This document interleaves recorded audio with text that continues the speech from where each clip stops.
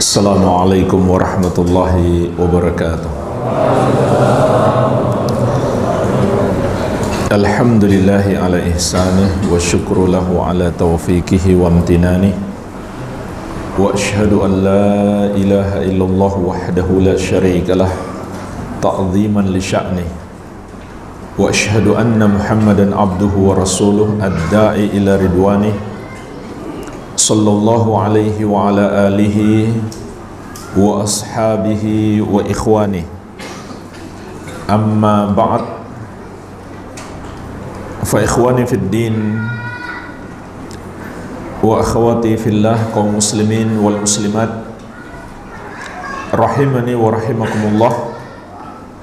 Semoga Allah subhanahu wa ta'ala senantiasa mencurahkan rahmatnya kepada kita sekalian.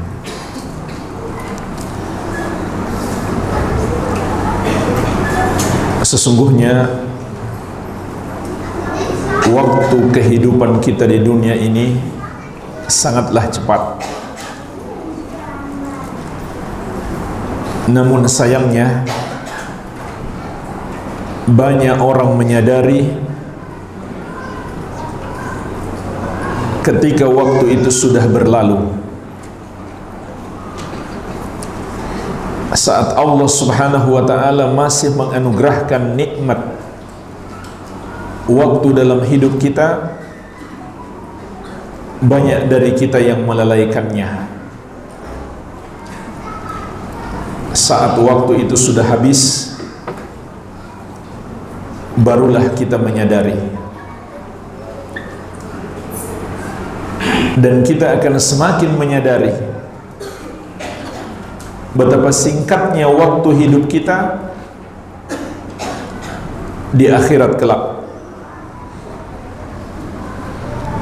Sebagaimana Allah subhanahu wa ta'ala ingatkan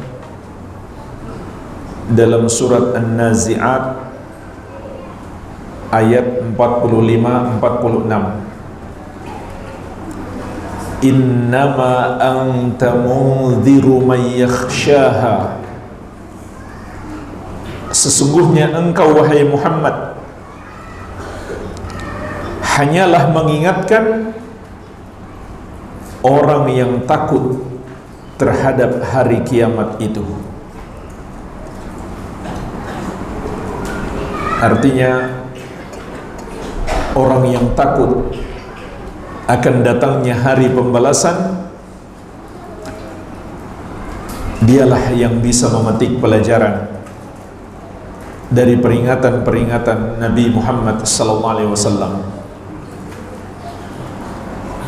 Kemudian kata Allah, ka'annahum yawma yarawnaha lam yalbathu illa 'ashiyatan aw duhaha.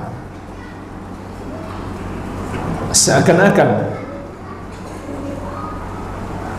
hari ketika mereka melihat kiamat itu, tidaklah mereka tinggal di dunia kecuali hanya seperti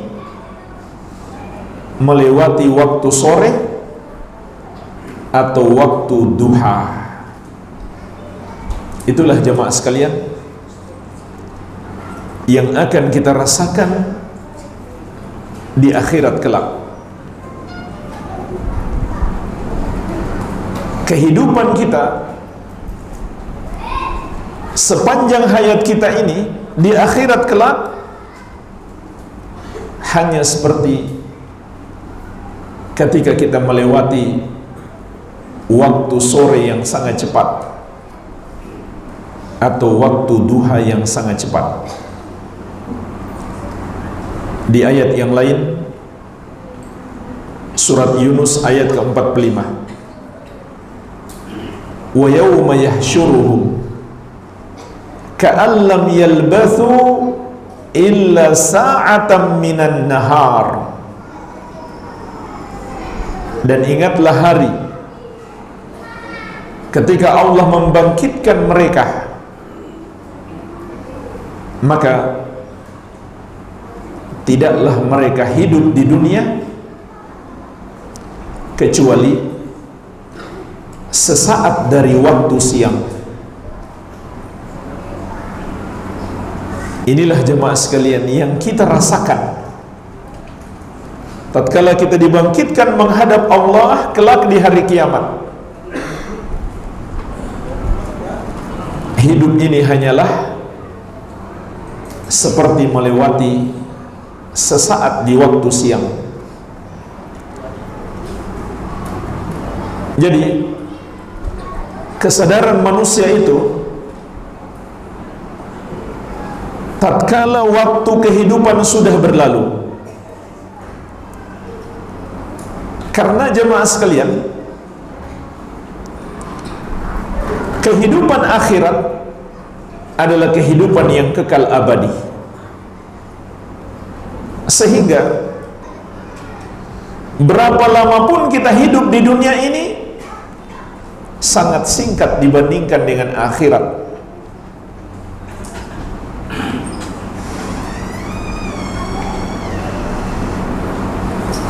Jangankan akhirat secara keseluruhan, satu hari hisab saja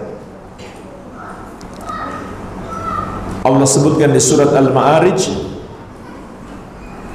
fi yaumin kana miqdaruhu khamsina alfa sanah. Hari hisab, hari pengadilan itu adalah satu hari yang ukurannya seperti 50.000 tahun di dunia.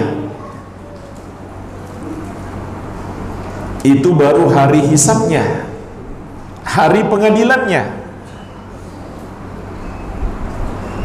Dan hari-hari setelahnya adalah hari-hari yang kekal abadi. Sehingga jemaah sekalian, kehidupan dunia ini jika dibandingkan dengan kehidupan akhirat sangatlah sedikit. Jadi ini bukan sekedar perasaan, sepertinya baru kemarin kita hidup di dunia, tapi memang itu fakta. Hidup di dunia ini sangat singkat, cuma kita nggak sadari sekarang. Saat kita menghadapi kehidupan yang kekal, barulah kita menyadari. Oleh karena itu, di dalam hadis yang diriwayatkan Al-Bukhari dari Ibnu Umar radhiyallahu anhuma, beliau mengatakan, akhadha Rasulullah sallallahu alaihi wasallam bimankibi faqala, Rasulullah sallallahu alaihi wasallam memegang pundakku kemudian bersabda. Perhatikan jemaah sekalian, saking pentingnya apa yang hendak disampaikan, Nabi sallallahu alaihi wasallam sampai memegang pundaknya Ibnu Umar. Apa yang beliau katakan? Kun fid dunya ka'annaka gharibun au 'abiru sabilin. Jadilah engkau di dunia seperti orang asing atau seperti penyeberang jalan. Inilah kehidupan kita di dunia. Kita adalah orang asing. Kita adalah musafir yang mampir sebentar. Tidak lama lagi kita akan pergi meninggalkan kehidupan dunia ini. Wa kana Ibnu Umar radhiyallahu anhuma yaqul, dan Ibnu Umar radhiyallahu anhuma setelah beliau meriwayatkan hadis ini, beliau mengatakan, idza amsayta fala tantadhir as-sabah. Apabila kamu masuk waktu sore, maka janganlah menunggu waktu pagi. Wa idza asbahta fala tantadhiril masa. Dan apabila kamu masuk waktu pagi, maka jangan kamu tunggu waktu sore. Maksudnya, lakukan segera amalan, jangan ditunda-tunda. Amalan yang sudah bisa kita lakukan di pagi hari, jangan ditunda ke sore hari. Amalan yang sudah bisa kita lakukan di sore hari jangan ditunda ke pagi hari, segera lakukan. Wa khudh min sihhatika limaradika wa min hayatika limautika. Dan beramalah di masa sehatmu sebelum datang masa sakitmu, dan masa hidupmu sebelum datang kematianmu. Sahabat yang mulia Ibnu Mas'ud radhiyallahu anhu, dalam hadis yang diriwayatkan Imam At-Tirmidzi, beliau menceritakan, nama Rasulullah sallallahu alaihi wasallam ala hasirin faqama wa qad athara fi jambihi. Rasulullah sallallahu alaihi wasallam pernah tidur di atas tikar kasar milik beliau. Inilah kasurnya Rasulullah sallallahu alaihi wasallam. Kasur beliau yang beliau pakai setiap hari hanyalah sebuah tikar. Maka ketika beliau bangun, tikar itu membekas di tubuh beliau. Karena itu tikar kasar, bukan tikar yang empuk. Sehingga ketika beliau bangun, tikar itu membekas di tubuh beliau. Faqulna ya Rasulullah, law ittakhadna laka wita'an. Maka kami pun berkata, ya Rasulullah, bagaimana kalau kami buatkan untuk engkau atau berikan untuk engkau sebuah kasur yang empuk. Karena sahabat merasa kasihan melihat Rasulullah sallallahu alaihi wasallam tidur di atas tikar kasar, mereka menawarkan untuk memberikan kasur yang empuk. Faqal, maka apa jawab Rasulullah sallallahu alaihi wasallam? Mali wa malid dunya. Ada urusan apa aku dengan dunia ini? Ma ana fid dunya illa karakibin istadhalla tahta syajaratin thumma raha wa tarakaha. Tidaklah aku di dunia ini kecuali hanya seperti seorang pengendara yang mampir sejenak di bawah sebuah pohon untuk beristirahat sebentar, lalu tidak lama lagi dia pergi meninggalkan pohon itu. Inilah jemaah sekalian perumpamaan kehidupan kita di dunia. Sebentar sekali. Kita hanyalah pengendara yang mampir sebentar untuk berteduh di bawah sebuah pohon. Tidak lama lagi kita akan pergi meninggalkan kehidupan dunia. Inilah penyebabnya Rasulullah SAW tidak terlalu peduli dengan kehidupan dunia.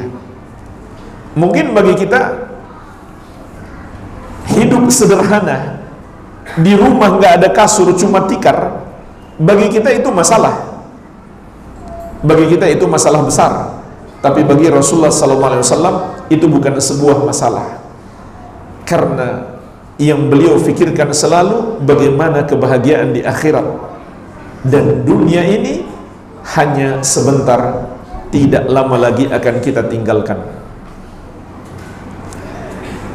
Rasulullah SAW juga pernah memberikan perumpamaan tentang sedikitnya kehidupan dunia.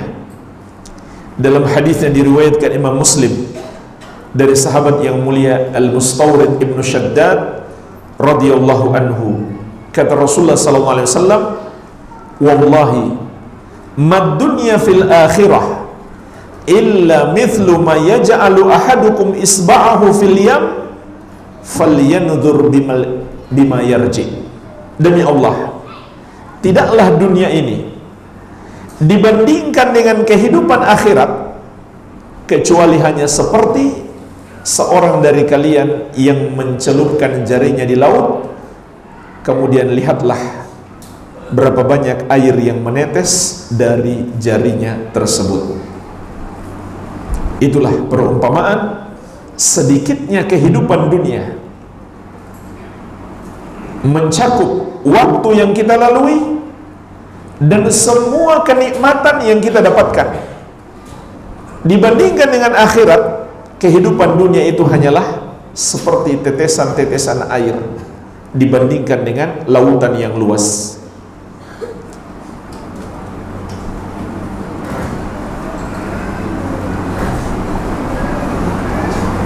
Di dalam hadis yang diriwayatkan Imam Muslim dari Anas bin Malik radhiyallahu anhu, Rasulullah sallallahu alaihi wasallam juga menjelaskan kepada kita bagaimana perbandingan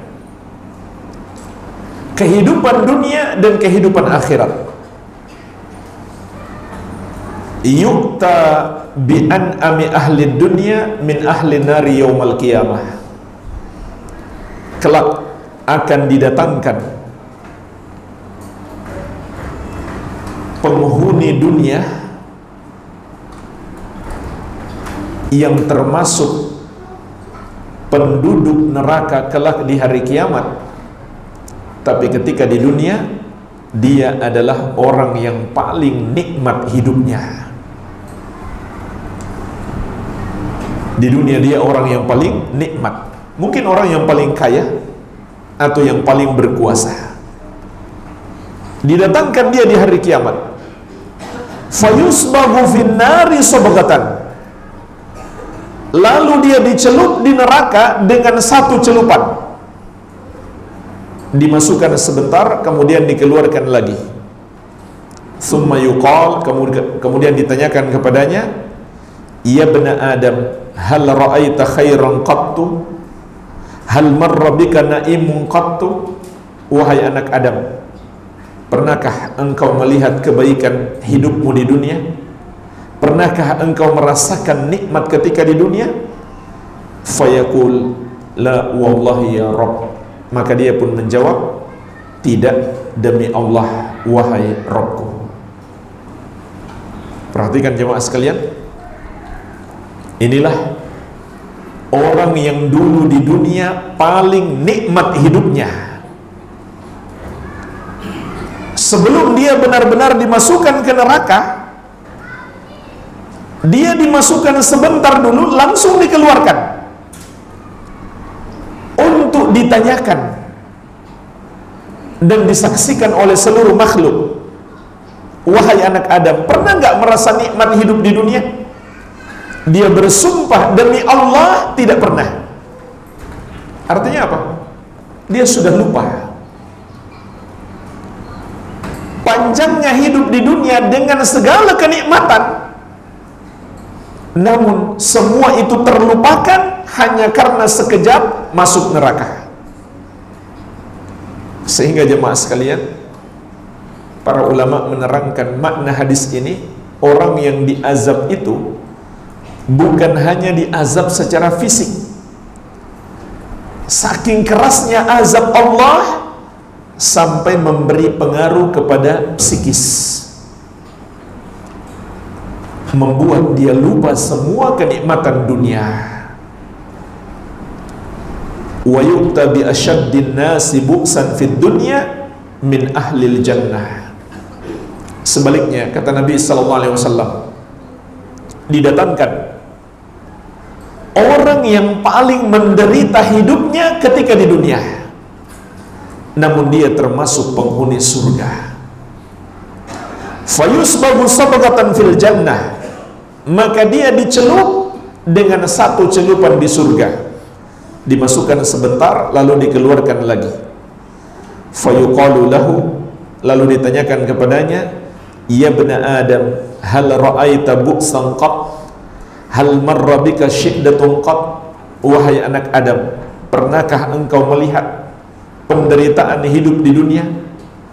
Pernahkah engkau merasakan kerasnya hidup di dunia?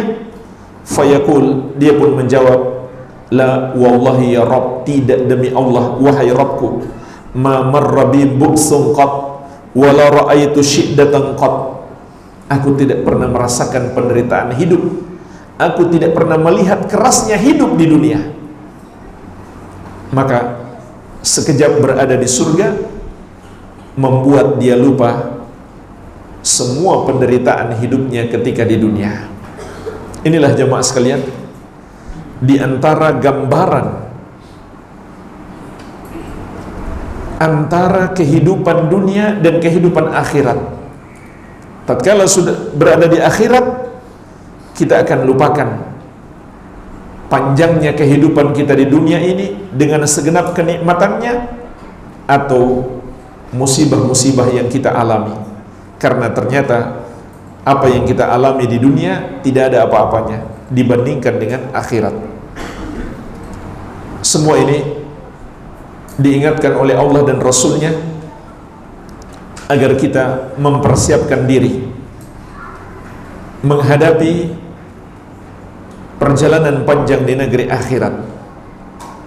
Dalam hadis yang diriwayatkan Imam Ibnu Majah dari sahabat yang mulia Ibnu Umar radhiyallahu anhuma, beliau menceritakan tentang seseorang yang bertanya kepada Rasulullah sallallahu alaihi wasallam, ayyul mu'minina afdal, orang mukmin manakah yang paling mulia? Maka Rasulullah sallallahu alaihi wasallam menjawab, ahsanuhum khuluqa, yang paling baik akhlaknya. Beliau bertanya lagi, wa ayyul mu'minina akyas, dan orang mukmin manakah yang paling cerdas, yang paling pintar? Maka Rasulullah sallallahu alaihi wasallam menjawab, aktsaruhum lil mauti dzikra wa ahsanuhum lima ba'dahu istidadan ulaikal akyas. Orang mukmin yang paling cerdas itu adalah yang paling banyak mengingat mati dan paling baik persiapannya untuk kehidupan setelah mati. Mereka itulah orang-orang yang cerdas. Maka jemaah sekalian, orang yang mengetahui hakikat ini kemudian dia mempersiapkan diri menghadapinya, dialah orang yang cerdas. Orang yang memahami kehidupan dunia ini hanya sebentar, dan kehidupan akhirat adalah kehidupan yang kekal abadi, kemudian dia persiapkan dirinya menghadapi masa depan yang sesungguhnya, itulah orang yang cerdas. Sebagaimana di dunia ini, kalau kita mengenal kawan kita, dia sudah melakukan perencanaan bisnisnya. 5 tahun ke depan bisnisnya harus tersebar di kota ini dan kota itu. 10 tahun ke depan bisnisnya sudah menjadi besar, dan seterusnya. Maka kita mengatakan dia orang cerdas, orang pintar. Dia sudah melakukan perencanaan bisnis yang bagus. Namun ternyata orang pintar yang sesungguhnya yang telah merencanakan kehidupannya di akhirat, kehidupannya setelah kematian. Itulah orang cerdas yang sebenarnya. Dan dalam Al-Quran, jemaah sekalian, Allah Azza wa Jalla mengingatkan kita 4 waktu penyesalan. 4 waktu di mana manusia menyesal, namun sayangnya penyesalan ketika itu sudah terlambat. Yang pertama, di hari kematiannya, di hari ketika malaikat maut telah mendatanginya. Saat itulah dia menyesali hidupnya, dan dia pingin dikasih tambahan waktu hidup walaupun sebentar. Apa yang dia inginkan kalau dikasih tambahan waktu hidup walau sebentar? Allah sebutkan di surat Al-Munafiqun ayat ke-10 sampai ke-11, wa anfiqu mimma razaqnakum min qabli an ya'tiya ahadakumul maut fayaqula rabbi laula akhartani ila ajalin qarib fa asaddaqa wa akum minas salihin. Dan berinfaklah kalian dari rezeki yang kami anugerahkan kepada kalian sebelum datang kematian kepada seorang dari kalian, lalu dia pun bermohon, Rabbi laula akhartani ila ajalin qarib. Wahai Rabbku, andaikan engkau menunda kematianku, andaikan engkau menunda ajalku walaupun sebentar. Dia nggak minta lama. Saking inginnya dia nggak minta lama, dia minta sebentar saja. Untuk apa jemaah sekalian? Apakah untuk menikmati hartanya? Atau bersama keluarganya, bersama orang-orang yang dia cintai? Tidak. Semua itu sudah dia lupakan. Yang dia inginkan ketika itu hanyalah fa'asaddaqa wa akum minas salihin. Aku ingin bersedekah dan aku ingin termasuk orang-orang soleh, orang-orang yang beramal soleh. Namun Allah menegaskan, wala yuakhirallahu nafsan idza jaa ajaluha. Dan Allah tidak akan menunda kematian seseorang apabila telah sampai ajalnya. Wallahu khabirum bima ta'malun. Dan Allah Maha mengetahui apa yang kamu kerjakan. Inilah penyesalan yang pertama. Ketika kematian telah mendatangi seseorang, dia pun menyesal, lalu dia bermohon dengan penuh penyesalan, minta kematiannya ditunda walaupun sebentar. Namun Allah tidak akan mengabulkannya. Yang kedua, ketika sudah masuk ke dalam kuburan, dia masih bermohon, minta dikembalikan ke dunia. Sebagaimana Allah ingatkan dalam surat Al-Mu'minun ayat 99 sampai ke 100. Hatta idza jaa ahadahumul maut qala rabbirji'un. Sampai ketika kematian telah mendatangi salah seorang dari mereka, sudah wafat, dia pun berkata lagi, Rabbirji'un, wahai Rabbku, kembalikan aku ke dunia. Untuk apa jemaah sekalian? La'alli a'malu salihan fima tarakt, agar aku bisa melakukan amal saleh pada kehidupan yang telah aku tinggalkan. Permohonannya masih sama. Dia sudah tidak ingat lagi mobil mewahnya, rumah mewahnya, istri cantiknya. Yang dia ingat agar diberi kesempatan beramal soleh. Namun Allah menegaskan, kalla, sekali-kali tidak. Innaha kalimatun huwa qailuha, itu hanyalah ucapan yang dia katakan saja, tidak mungkin dikabulkan. Wa min waraihim barzakhun ila yaumi yub'atsun, dan di hadapan mereka ada barzakh, yaitu dinding pembatas. Oleh karena itu alam kubur juga disebut alam barzakh. Mereka tidak akan bisa menembusnya. Sampai kapan? Sampai hari kebangkitan. Barulah mereka keluar dari alam kubur menuju kepada mahsyar. Oleh karena itu ayat ini juga meluruskan akidah adanya ruh yang gentayangan. Padahal Allah mengatakan di hadapan mereka ada barzakh, mereka tidak akan bisa menembusnya sampai hari kebangkitan. Dan kalau kita perhatikan hadis-hadis Nabi SAW tentang keadaan ruh, maka keadaan mereka ada dua: mendapatkan nikmat kubur atau mendapatkan azab kubur. Tidak ada yang gentayangan di dunia ini. Kemudian penyesalan yang ketiga, saat mereka sudah dibangkitkan di hari kiamat, tatkala mereka melihat azab, Allah sebutkan di surat Ibrahim ayat ke-44, wa anzirin nasa yauma ya'tihimul azab fayaqulul ladzina zalamu Rabbana akhirna ila ajalin qarib.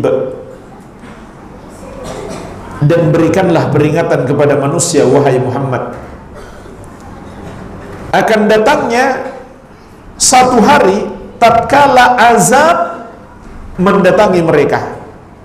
Maka ketika itu berkatalah orang-orang yang zalim, wahai Rabb kami, kembalikan kami ke dunia walaupun hanya sebentar. Mereka minta kembali agar dihidupkan lagi di dunia, dan mereka tidak minta lama, mereka minta sebentar saja. Apa yang ingin mereka lakukan? Nujib da'wataka wa nattabi'ir rusul. Kami akan menjawab seruanmu dan kami akan mengikuti para rasul. Jadi dalam ayat ini dijelaskan dua yang mereka inginkan. Pertama, nujib da'wataka, kami ingin menjawab, memenuhi seruanmu. Imam At-Tabari rahimahullah dalam tafsir beliau menjelaskan makna ucapan mereka tersebut.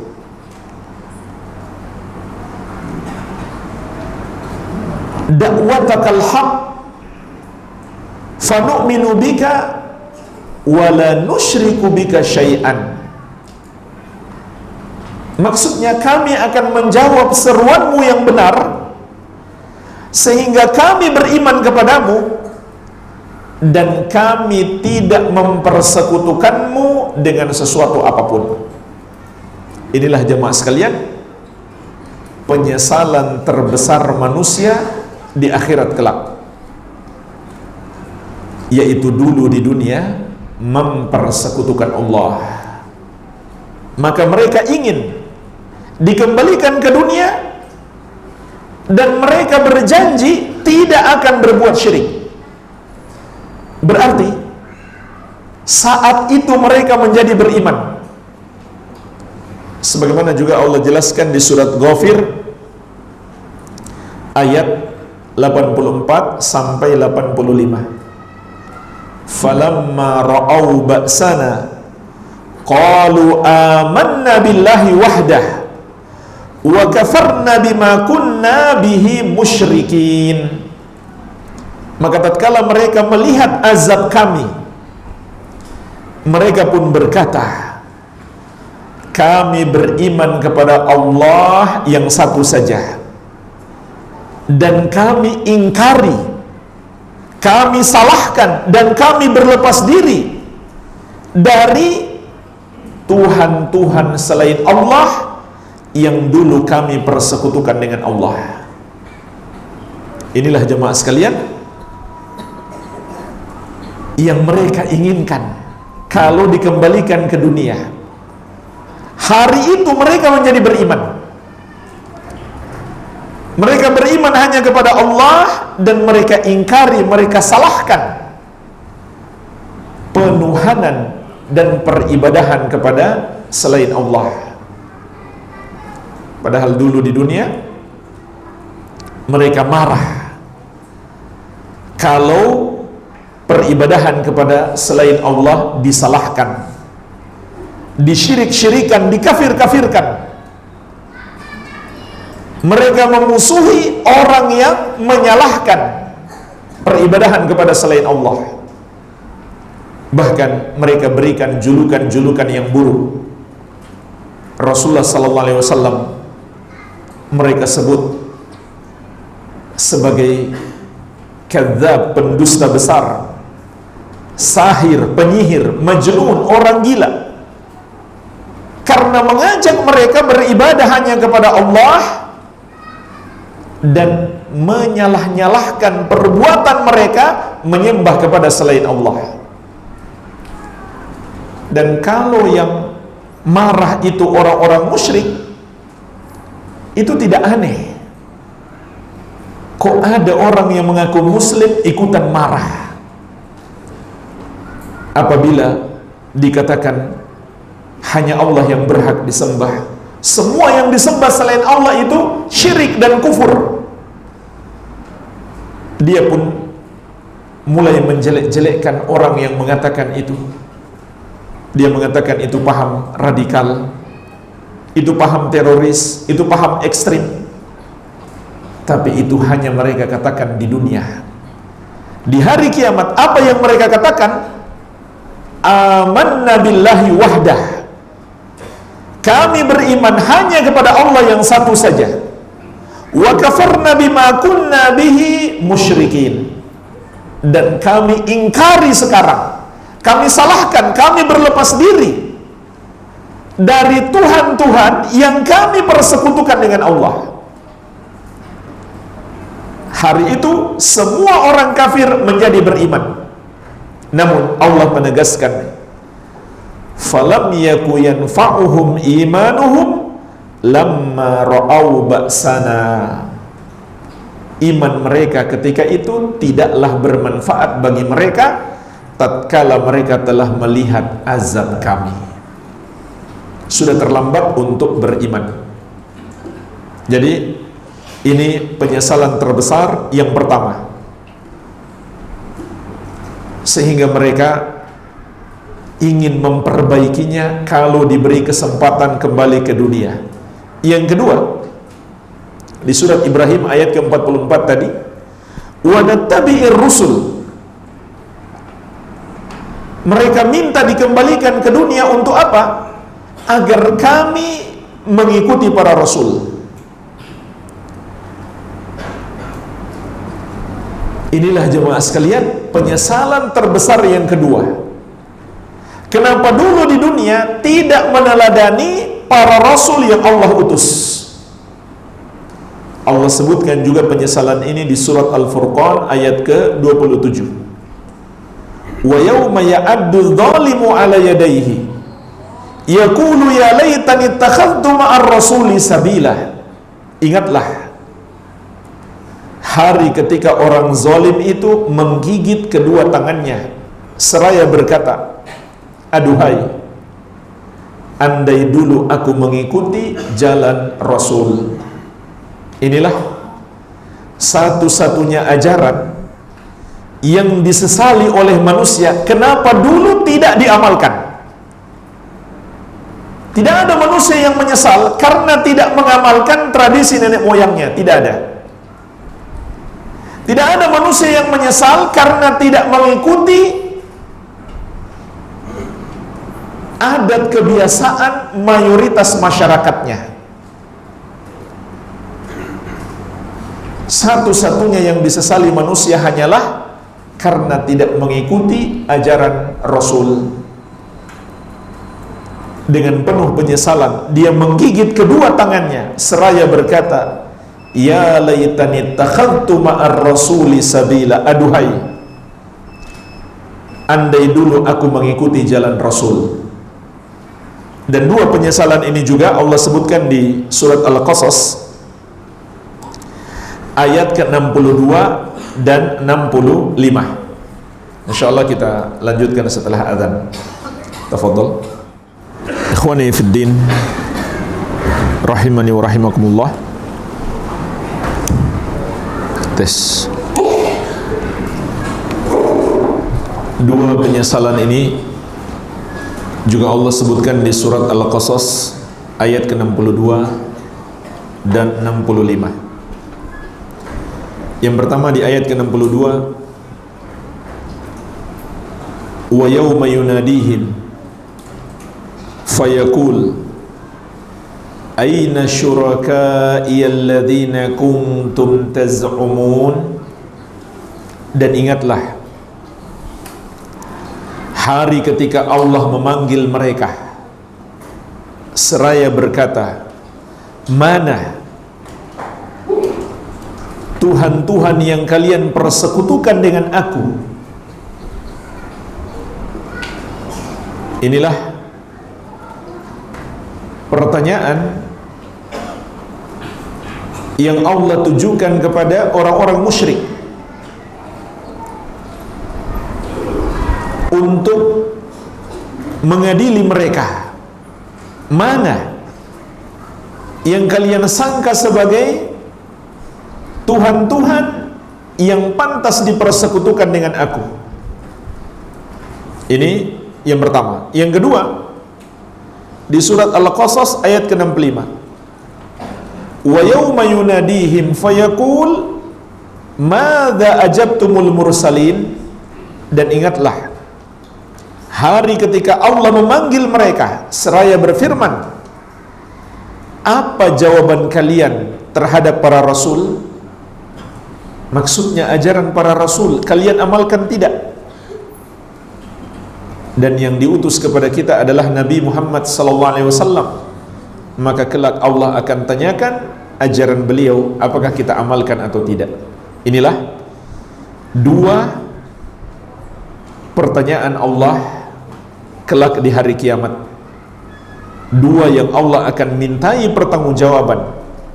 Yang pertama tentang tauhid, yang kedua tentang ittiba kepada Nabi Muhammad SAW.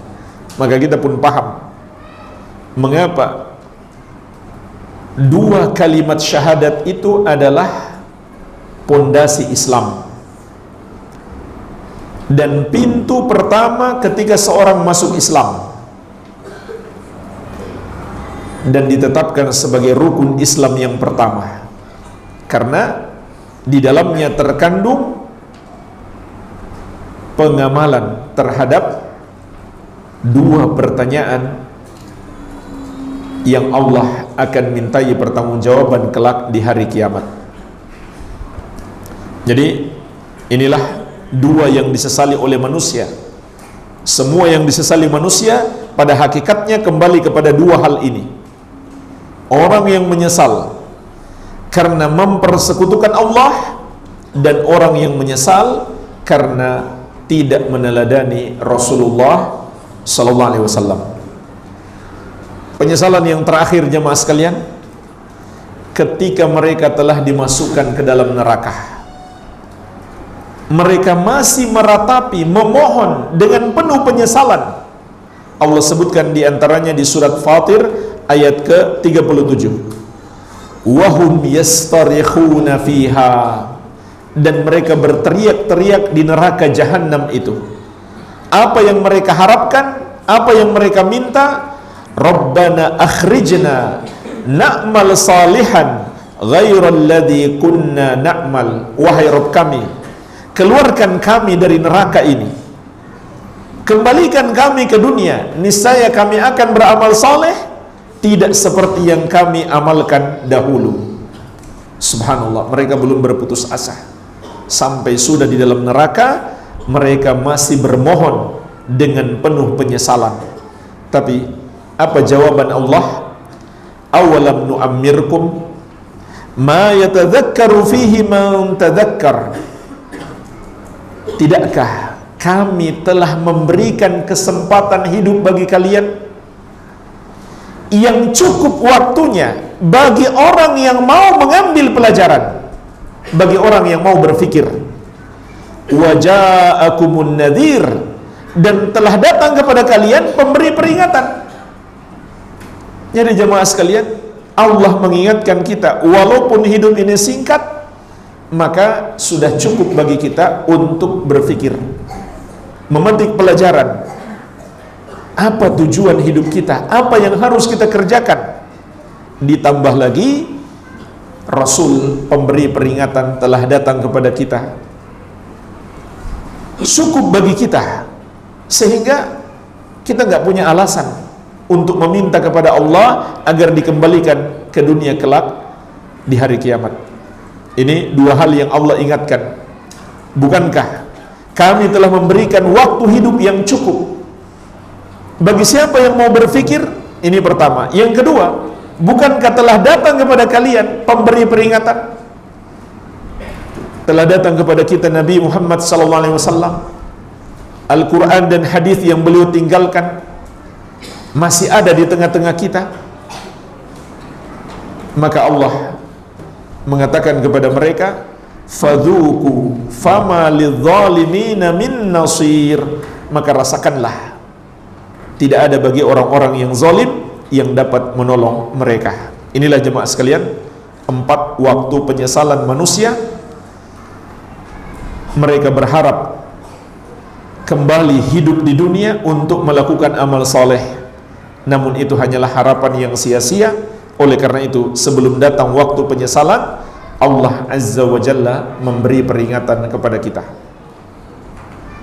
Walhamdulillah, semoga ini menjadi nasihat bagi kita semuanya agar lebih semangat membekali diri kita dengan iman dan amal saleh, dengan tauhid dan sunnah untuk perjalanan kehidupan kita setelah kematian. Dan kalau kita bandingkan jemaah sekalian antara waktu kita berbekal dan perjalanan kehidupan setelah mati, maka waktu kita berbekal sesungguhnya sangat singkat. Tidak akan bisa kita mengumpulkan bekal untuk perjalanan yang sangat panjang. Akan tetapi Allah yang Maha Penyayang menganugerahkan kepada kita waktu-waktu yang singkat, namun amal soleh di dalamnya dilipat gandakan. Di antaranya bulan Ramadan. Maka berharaplah kepada Allah agar kita diperjumpakan dengan bulan Ramadan dan diberikan kekuatan untuk memaksimalkan ibadah dan agar amal ibadah kita diterima. Ini 3 doa yang kita perlukan. Pertama, agar berjumpa dengan bulan Ramadan. Yang kedua, agar diberikan kekuatan untuk beribadah secara maksimal. Yang ketiga, agar amal-amal ibadah kita diterima. Oleh karena itu, hendaklah kita mempersiapkan diri, dan persiapan terbaik adalah dengan mempelajari ilmu-ilmu yang kita butuhkan untuk melakukan amal-amal soleh di bulan Ramadan. Walhamdulillah, ini yang bisa saya sampaikan. Semoga bermanfaat. Bismillah. Bagaimana cara meyakinkan diri bahwa dosa-dosa kita akan atau sudah diampuni oleh Allah Azza wa Jalla?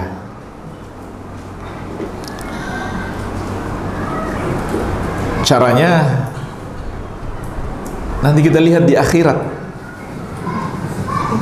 Allah ampuni tidak? Hanya itu caranya untuk sampai pada tingkat yakin dosa kita diampuni.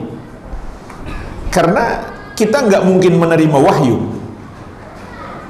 Kalau dulu di masa Nabi SAW, seperti kisah 3 sahabat yang tidak ikut perang Tabuk, mereka diampuni oleh Allah dengan wahyu yang Allah turunkan, pemberitahuannya melalui wahyu yang Allah turunkan kepada Nabi Muhammad SAW, bahwa mereka sudah diampuni. Kemudian para peserta perang Badar, di hadis qudsi Allah Subhanahu wa taala berfirman, "I'malu ma syi'tum faqad ghafartu lakum." Lakukan semau kalian, aku telah mengampuni kalian. Ini spesial para sahabat peserta perang Badar. Jadi kita bisa yakin karena ada nas. Tapi sekarang nggak mungkin, wahyu sudah terputus dengan kematian Nabi Muhammad SAW. Dan juga bahkan kalau kita tahu kita sudah diampuni, kalau seseorang itu yakin dia sudah diampuni, itu mungkin bisa berdampak buruk. Dampak buruknya apa? Ya bisa jadi dia nggak takut berbuat dosa lagi yang dulu sudah diampuni. Oleh karena itu, yang seharusnya adalah kita hanya bisa berharap-harap cemas agar dosa kita diampuni, tapi tetap prasangka baik kepada Allah, karena Allah Maha Pengampun dan Allah pasti mengabulkan doa. karena itu janji Allah. Namun kepada diri kita tetap kita prasangka buruk. Apakah layak kita mendapatkan ampunan? Apakah kita sudah benar-benar bertobat? Nah, seharusnya seperti itu. Jadi nggak bisa kita pastikan dosa-dosa kita diampuni atau tidak, kecuali kita melihat nanti di hari kiamat. Namun tetap kita prasangka baik kepada Allah, namun kepada diri kita prasangka buruk. Dan ketika seorang merasa dirinya sudah diampuni, nah itu juga bisa masuk pada kategori ujub, merasa tinggi. Orang yang diampuni itu kan orang yang tinggi kedudukannya, dan itu syarat masuk surga. Nabi SAW bersabda, la yudakhilu ahadakum amaluhu al-jannah. Tidak seorang pun dari kalian yang amalannya bisa memasukkan dia ke dalam surga. Sahabat bertanya, wala anta ya Rasulullah, apakah tidak juga engkau ya Rasulullah? Maka beliau menegaskan, wala ana illa ayyatagammadani Allahu birahmatin minhu wa maghfiratin. Tidak pula aku, amalanku tidak bisa memasukkan aku ke dalam surga, melainkan aku masuk surga karena Allah mencurahkan rahmatnya dan ampunannya. Berarti kalau kita mengatakan kita sudah diampuni, secara tidak langsung kita mengatakan kita penghuni surga. Jadi kita khawatir itu bisa masuk kategori ujub. Maka yang benar adalah kita berharap-harap cemas. Kita berharap agar diampuni. Kita cemas, kita takut kalau tidak diampuni, sehingga kita terus memperbaiki diri, terus berusaha menutupi dosa-dosa kita dengan memperbanyak amal soleh. Itulah yang kita lakukan sampai akhir hayat kita. Jadi tidak mengapa dosa itu kita ingat terus dengan penuh penyesalan. Makanya kata Imam Ibnu Qayyim rahimahullah, ada pendosa yang masuk surga dan ada ahli ibadah yang masuk neraka. Kenapa? Karena pendosa ini dia ingat terus dosanya sehingga dia merasa hina di hadapan Allah. Dia nggak pernah menyombongkan diri karena ingat dosanya. Tapi sebaliknya sang ahli ibadah merasa bangga, merasa ujub, merasa tinggi. Jadi seperti itu, wallahu alam.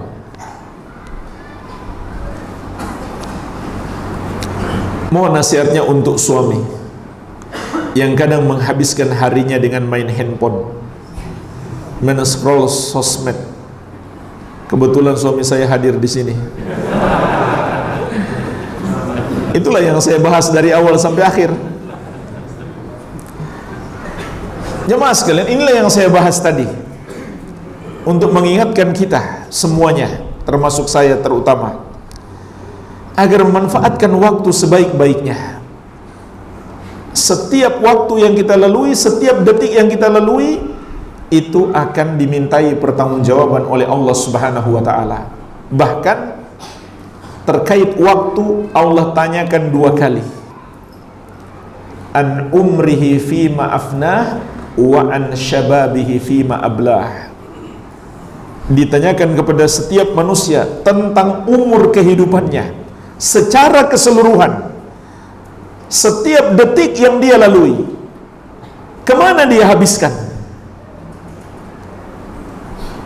Kemudian ditanya secara khusus masa mudanya, kemana dia pergunakan. Ini menunjukkan kepada kita akan ada hisab yang panjang terkait waktu kehidupan kita. Maka ingatlah jemaah sekalian, tatkala kita tidak memanfaatkan waktu dengan sebaik-baiknya, kelak ada hisab. Ada hisab yang panjang terkait waktu kehidupan kita. Setiap detik yang kita lalui akan dihisab oleh Allah Subhanahu wa taala. Untuk apa kita habiskan? Dan Rasulullah sallallahu alaihi wasallam juga mengingatkan, nikmatani maghbunun fihi ma katsirun minan nas, as-sihhatu wal faragh. Ada dua nikmat yang banyak manusia tertipu padanya, yaitu nikmat sehat dan waktu luang. Tertipu kita sia-siakan waktu kita, dan itu menunjukkan buruknya keislaman kita. Karena Nabi SAW mengatakan, min husni islamil mar'i tarkuhu ma la ya'nih.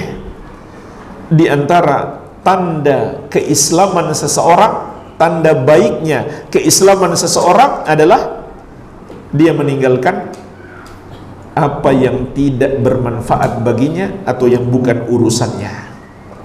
Berarti kalau dia melakukan yang tidak bermanfaat, yang sia-sia, menunjukkan buruknya keislamannya. Dan ini juga bisa menjadi pintu kepada yang haram. Kita tahu jamaah sekalian, di medsos itu banyak yang haram. Ada penampilan para wanita yang tidak pantas kita lihat, ada pula suara-suara musik dan lain-lain. Dan biasanya sekali kita klik suatu video, muncul video yang semisal, kita pun semakin tertarik dan kita harus takut. Tatkala kita sedang melakukan itu, ternyata malaikat maut sudah mengintai kita. Dan Nabi SAW mengingatkan, innar rajula, innal abda la ya'malu bi amali ahlil jannah hatta ma yakunu bainahu wa bainaha illa dhira' fayasbiqu alaihi alkitab fayamalu bi amali ahlin nar fayadkhuluha. Sesungguhnya ada seorang hamba melakukan amalan penghuni surga sampai tidak ada jarak lagi antara dia dengan surga itu kecuali satu hasta. Kemudian dia melakukan amalan penghuni neraka, maka dia mati masuk neraka. Ini yang harus kita takutkan. Kita nggak tahu saat kita melakukan maksiat dengan gadget kita, ternyata malaikat maut sudah mengintai kita. Rasulullah SAW mengingatkan, innamal a'mal bi khawatimiha. Amalan-amalan itu tergantung penutupannya.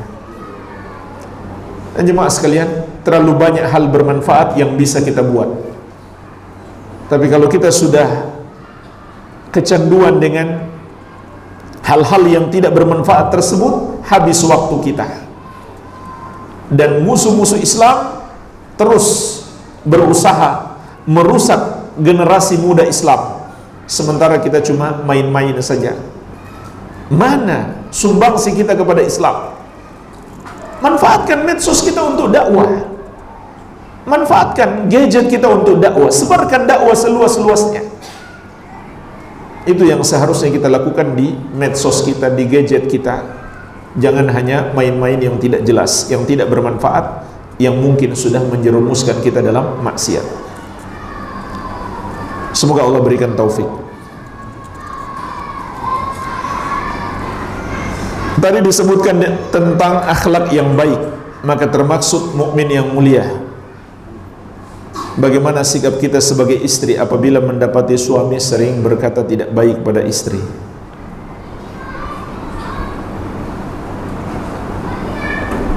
Mengatai istrinya dan lain-lain.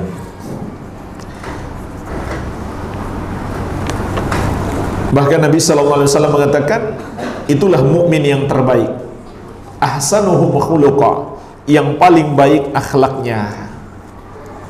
Dan khusus kepada istri dan keluarga, Rasulullah SAW juga memberi penekanan. Beliau bersabda, khairukum li ahli wa ana khairukum li ahli. Sebaik-baik kalian adalah yang paling baik terhadap keluarganya, dan aku yang paling baik terhadap keluargaku. Ini penekanan khusus dari Nabi SAW. Kenapa jemaah sekalian? Karena ada orang kepada rekan kerjanya baik, kepada tetangganya baik, kepada istri dan anaknya tidak baik. Dan ini fakta. Padahal justru pahala yang akan dia dapatkan lebih besar kalau dia berakhlak baik kepada keluarganya. Lebih besar pahalanya dibandingkan orang lain berdasarkan hadis ini. Dan sebaliknya dosanya pun akan lebih besar ketika dia berakhlak buruk kepada keluarga dibandingkan dia berakhlak buruk kepada orang lain yang bukan keluarga. Jadi jangan salah kaprah. Kita berbuat baik, kita berakhlak baik kepada orang, tapi kepada keluarga sendiri kita tidak berakhlak baik. Dan Rasulullah SAW juga mengabarkan kepada kita tentang pentingnya akhlak mulia ini. Innal mu'mina la yudriku bihusni khuluqihi darajatas sa'im al-qa'im. Sesungguhnya seorang mukmin bisa mencapai dengan akhlak mulianya derajat orang yang rajin puasa sunnah dan rajin sholat tahajud. Yang rajin puasa sunnah dan sholat tahajud sekaligus. Bukan rajin puasa sunnah saja, bukan rajin sholat tahajud saja. Jadi dia bisa dengan akhlak mulianya saja dapat pahala yang sederajat dengan yang rajin puasa sunnah dan yang rajin sholat tahajud. Menunjukkan besarnya pahala akhlak mulia tersebut. Dan kalau akhlak mulia pahalanya besar, dan itu bermakna sebaliknya, akhlak buruk adalah dosa yang besar, apalagi kepada keluarga. Maka mudah-mudahan dengan mengetahui pentingnya akhlak mulia dan buruknya atau besarnya dosa akhlak yang buruk, kita akan semakin berakhlak baik, terutama kepada keluarga kita.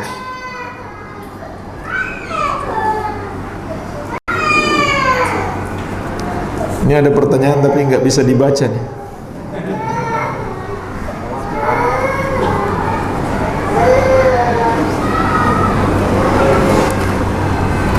Bagaimana menentukan yang terbaik untuk kehidupan akhirat dalam hal harta? Apakah bersedekah dengan maksimal ke hal-hal eksternal seperti membangun masjid dan semisalnya, atau yang bersifat internal,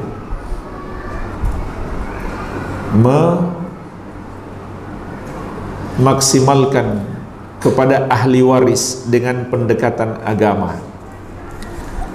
Nomor satu, kebutuhan orang yang kita tanggung itu harus dipenuhi terlebih dahulu. Jadi termasuk kesalahan kalau kita berinfak, bersedekah kepada orang lain atau kepada kepentingan umat, lalu keluarga yang kita tanggung tidak terpenuhi. Bahkan ketika Nabi SAW ditanya tentang seorang yang punya 1 dinar, mana yang lebih afdal, diinfakkan fi sabilillah atau diinfakkan kepada keluarga? Maka Nabi SAW mengatakan, dinarun anfaqtahu ala ahlik. Yang lebih afdal, 1 dinar itu engkau infakkan kepada keluargamu. Jadi ini yang nomor 1, kepada keluarga. Ini juga sekaligus tambahan penekanan terhadap akhlak mulia kepada keluarga. Bersedekah kepada keluarga itu pun pahalanya lebih besar daripada bersedekah kepada yang lainnya atau kepada kepentingan umat secara umum. Kenapa? Karena bersedekah kepada keluarga itu dapat 2 pahala. 1 pahala sedekah, yang 1 pahala menguatkan hubungan kekeluargaan, silaturahmi. Dan itu penting dalam Islam. Menguatkan hubungan silaturahmi, hubungan kekeluargaan, itu amalan yang sangat agung. Jadi dia dapat 2 pahala. Makanya Ibnu Mas'ud radhiyallahu anhu, beliau punya istri Zainab, istrinya orang kaya, beliaunya miskin. Ketika istrinya mau bersedekah, kata Ibnu Mas'ud, lebih baik sedekah sama saya. Kata istrinya, tunggu dulu, saya tanya dulu kepada Rasulullah sallallahu alaihi wasallam. Ternyata Rasulullah membenarkan apa kata Ibnu Mas'ud. Ya. Jadi keluarga lebih diutamakan. Kalau sudah terpenuhi keluarga, baru kita ke yang lainnya. Memang Abu Bakar As-Siddiq radhiyallahu anhu pernah menginfakkan seluruh hartanya di jalan Allah tanpa meninggalkan apapun untuk keluarganya. Tapi para ulama menjelaskan, Abu Bakar itu punya banyak bisnis. Beliau pandai berbisnis, memang orang kaya. Di Makkah itu kan yang membebaskan budak-budak Abu Bakar, membebaskan Bilal dan lain-lain. Jadi beliau tidak khawatir karena ada sumber pemasukan untuk keluarganya. Bukan keluarganya dibiarkan sia-sia, tidak, jangan salah paham. Jadi seperti itu, tidak boleh kita bersedekah kemudian kita menelantarkan keluarga kita. Kalau kita bisa bagi-bagi, kita tinggalkan cukup untuk keluarga, selebihnya kita sedekahkan, maka itu yang terbaik. Bagaimana bertobat dari dosa yang selalu diulang-ulang, walau sudah bertobat tapi melakukan dosa yang sama? Bertobat itu adalah dengan memenuhi syarat-syarat taubat. Syarat-syarat taubat yang ma'ruf. Yang pertama, kita lakukan ikhlas karena Allah. Yang kedua, kita menyesali dosa itu. Yang ketiga, meninggalkannya, tidak lagi melakukannya. Yang keempat, bertekad tidak akan mengulanginya di masa yang akan datang. Yang kelima, masih ada waktunya, yaitu sebelum kematian datang menjemput atau sebelum matahari terbit dari arah barat. Yang keenam, apabila dosa itu terkait dengan hak orang, maka harus kembalikan haknya atau minta penghalalan dan minta pemaafan. Nah, terkait dengan syarat yang keempat, jamaah sekalian, yang penting ketika seseorang bertobat, dia penuhi syarat itu. Dia bertekad tidak akan mengulanginya di masa yang akan datang. Kalau seandainya di masa yang akan datang ternyata dia mengulanginya, maka tobatnya tetap sah. Yang masalahnya, kalau dia masih bertekad untuk mengulang kembali perbuatan dosa itu, maka tobatnya tidak sah. Misalnya ada orang yang bertobat hanya di bulan Ramadan.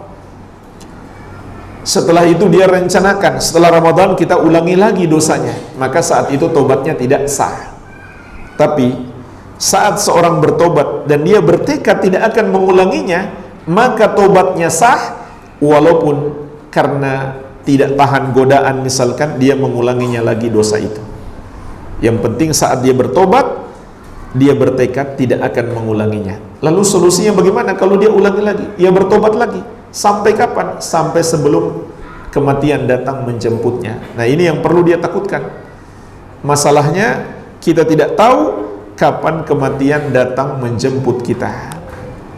Tadi sudah kita ingatkan, jangan sampai kita menyesal di hari kematian kita, kemudian kita minta tambahan waktu hidup walaupun sedikit, ternyata Allah tidak berikan permintaan tersebut. Wallahu alam, semoga bermanfaat. Lebih dan kurangnya saya mohon maaf. Wabillahi taufik. Subhanakallahumma wa bihamdika asyhadu an la ilaha illa anta astaghfiruka wa atubu ilaik. Wa sallallahu ala nabiyyina Muhammadin wa alihi wasallam. Wa akhiru da'wana anil hamdulillahi rabbil alamin. Wassalamu alaikum warahmatullahi wabarakatuh.